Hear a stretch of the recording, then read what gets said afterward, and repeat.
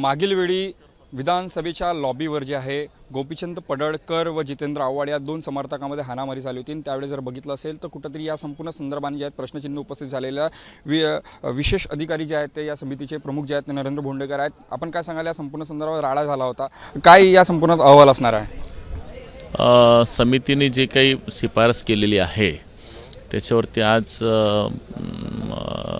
सरकार म्हणून सभागृहाचे नेते म्हणून माननीय मुख्यमंत्री निर्णय घेतील आणि सभागृहामध्ये बोलतील। परंतु समितीचा एक उद्देश होता की ह्या सभागृहामध्ये वरिष्ठ नेते सगळे असतात, मुख्यमंत्रीपासून तर सगळे अध्यक्ष, सभापती, उपमुख्यमंत्री आणि सगळेच नेते असतात, मोठे अधिकारी वर्ग असते आणि ह्या इतक्या अतिमहत्त्वाचे व्यक्ती इथं असताना बिना पासनं कोणी आला, क्राईम प्रवृत्तीचा एखादा व्यक्ती आला आणि भविष्यामध्ये एखाद्या वेळेस कुठलंही मोठं टेररिस्ट वगैरे जर असंच बिना पासनं जर आला तर भविष्यामध्ये मोठी घटना घडू शकते।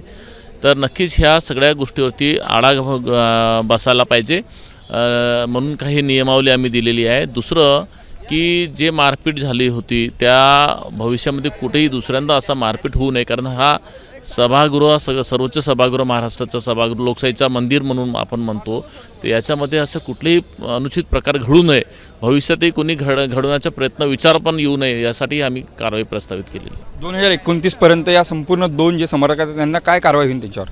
नाही, बंदी कारवाई हा आमचा हेतू नाही आहे, बंदी घालण्याची आम्ही शिफारस केलेली आहे, जेणेकरून भविष्यामध्ये कोणीही असा विचारसुद्धा इथं येऊन मारपीटचा, शिवेगाळीचा असं करू नये, हा आमचा हेतू होता। आज जर बघितलं असेल तर महायुतीचे जे दोन घटक पक्ष म्हणजे दोन भिडू म्हणता येईल, हिंदुत्ववादीच्या विषयावर जे आक्रमक होतात आणि वेगवेगळ्या विषयाला घेऊन जे आपली मांडणी करतात, असे दोन जे आहेत राजकीय पक्ष आहेत, भाजप आणि सेनाचे आमदार जे आहेत, मंत्री आहेत, ते आज रेशीमबागला भेट दिले। मात्र अजित पवार यांनी ते दांडी मारलेली आहे, कसं बघता याकडे? नाही, असं दांडी वगैरे काही कामं असेल, परंतु राष्ट्रीय स्वयंसेवक संघ जो आहे हा आमच्या मित्रपक्ष आणि आम्ही सगळं मानणारे विचारधारेचे मानणारे व्यक्ती आहोत, म्हणून आम्ही दर अधिवेशनाला जात असतो। हा काही पहिल्यांदा जातो आहे असं नाही आहे, आम्ही सगळेच जात असतो। मागच्या वेळेस अजितदादा पण आले होते, आता ह्यावेळेस त्यांना काही काम आलं असेल म्हणून ते थांबले असतील, परंतु नक्कीच याच्यामध्ये काही चुकीचा अर्थ अनर्थ काही लावू नका किंवा हे करू नका, सगळे एक आहो आम्ही आणि एकतेनं आम्ही करत जात असतो। विरोधक टीका करत आहे विदर्भाला न्याय मिळाला नाही, फक्त विदर्भाच्या तोंडाकाशी आलेला घास फक्त हिसकावून घेत आहेत आणि बिल्डरांना जे आहे ते रसद पुरवण्याचे काम जे सत्ताधारी लोक करतात, आपण कसं बघताय याकडे? याच्या आधी पण सरकार खूप राहिलेले आहेत, विधानसभा अध्यक्ष पण विरोधी पक्षांनी भुसवलेला आहे, विधानसभा अध्यक्ष असेल किंवा विरोधी पक्ष असेल, त्यांचा जर रेकॉर्ड काढलं तर त्यांच्यापेक्षा कितीतरी पटीनं सरकार काम करतं आहे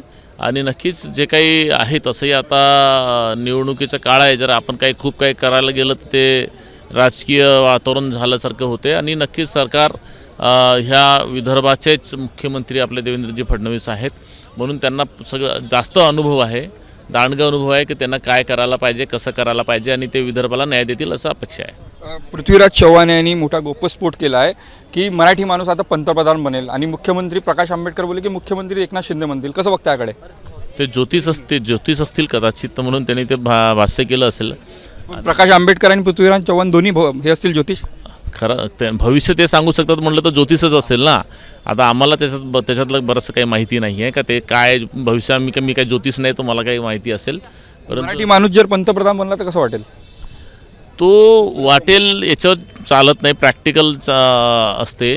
आज उत्तम काम नरेंद्र मोदी साहेब करतायत आणि संपूर्ण देश त्यांच्या पाठीमागे आहे। आज आपण वर्तमानमध्ये विचार करायला पाहिजे, भविष्यामध्ये काय होईल ते नंतरचा विषय आहे। आज उत्तम काम करतायत आणि आम्ही नरेंद्र मोदी साहेबांच्या कामावरती विश्वास ठेवून आम्ही विचार करतो। शिंदे मुख्यमंत्री बनतील कसं वाटेल? प्रकाश आंबेडकर बोलले मुख्यमंत्री बनतील भविष्यात। बघा, भविष्यात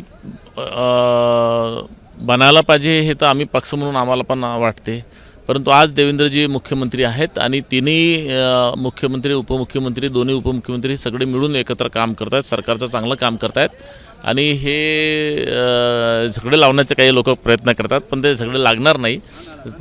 तिघही लोक मॅच्युअर्ड आहेत, चांगल्या पद्धतीने व्यवस्थित काम करत आहेत आणि आता महानगरपालिकेमध्ये महायुती होणार आहे आणि याचाच हा एक प्रतीक आहे की आमच्यामध्ये सगळं ऑलवेल आहे.